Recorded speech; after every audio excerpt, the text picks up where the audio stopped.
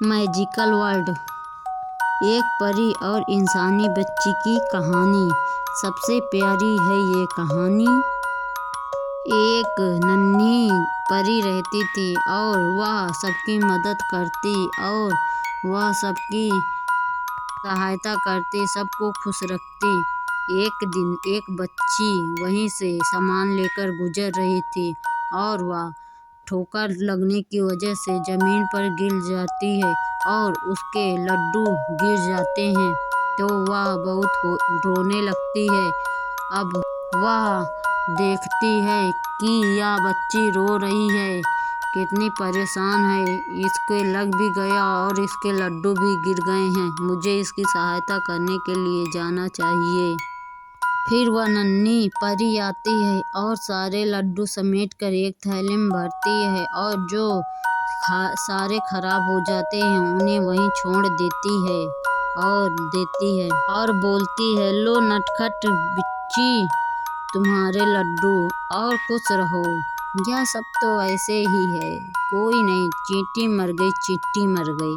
तो वह खुश हो जाती है और उसे लड्डू परी दे देती है और बोलती है, क्या तुम मेरी सहेली बनोगी, क्योंकि इस दुनिया में मेरा कोई नहीं है, मैं एक अकेली हूँ, इस दुनिया में रहती हूँ। तो वह नन्ही बच्ची बोलती है, ठीक है।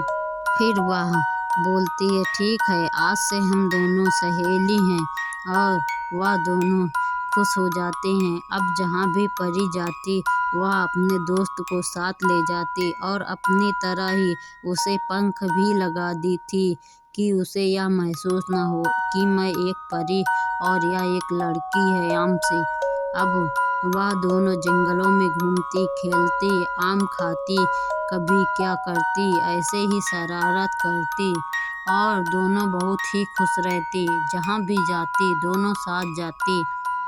परी को भी एक साथी मिल चुका था और वह दोनों शरारती भी बहुत थी। नटखट परी बन चुकी थी। अब उसे अकेलापन भी नहीं महसूस होता परी को, और लड़की को भी एक सहेली मिल चुकी थी। अब जंगलों में नटखटपन फैल चुका था। पेड़ पौधे भी उनकी दोस्ती के गुणगान गाते और चिड़िया भी चहकती। सारे लोग बहुत ही खुश होते। वह दोनों जब भी जंगल में आती, वह पेड़ पौधे और फूल बहुत ही खुश होते। वह दोनों जंगलों में ही रहते और खेलती कूदती।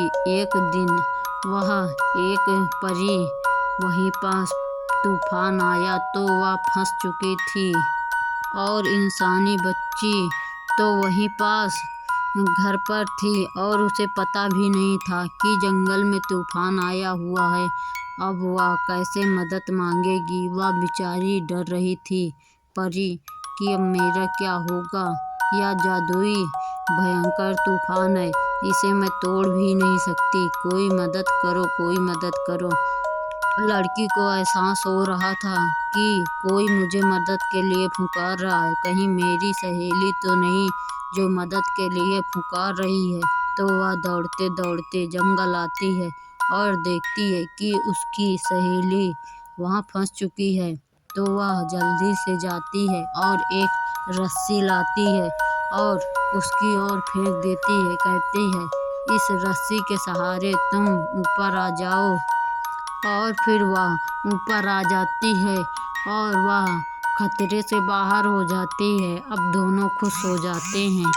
इनकी दोस्ती इतनी गहरी थी कि एक दोस्त को चोट लगती तो दूसरे को महसूस होता था।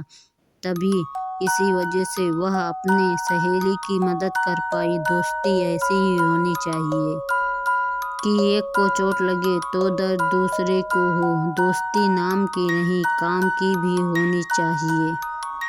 दोस्ती का पता परेशानी में चलता है। इनकी दोस्ती मानो बेमिसाल हो। आइए आगे सुनते हैं कहानी। अब फिर वह दोनों आ जाती हैं जंगल में, अपनी शरारतें वापस शुरू कर देती हैं और चहक पहक वही पुराना सब।